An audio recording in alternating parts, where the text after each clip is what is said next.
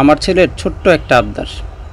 হঠাৎ করে ওই যে টিভিতে দেখছে এরকম অ্যাকুরিয়ামে মাছ পালে, পরে বলতেছে যে বাবা আমার একটা অ্যাকুরিয়াম এনে দাও, ওইখানে মাছ পালবো আমি।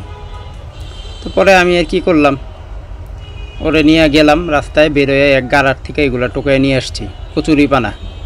পরে আইনা বাসায় বইসা একটা তেলের ডিব্বা কাটছি 5 লিটারের, কাইটা ওইটার মধ্যে এই যে পানি দিছি, মাছটা ছাড়ছি, তারপরে যে কচুরি পানাগুলা পরিষ্কার করে দিলাম আর কি।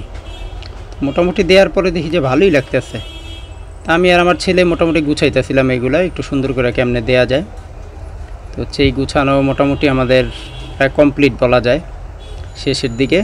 তো এইগুলো শেষ করার পরে দেখেন, মানে একদম কমপ্লিট করার পরে দেখেন যে আসলে কেমন লাগে। আমার কাছে বেশ ভালো লাগছে। মাঝে মধ্যে বিকালবেলা এখানে বসে একটু দেখি। রাত্রেবেলা প্রতিদিন দেখি, এটার কোনো মিস নাই।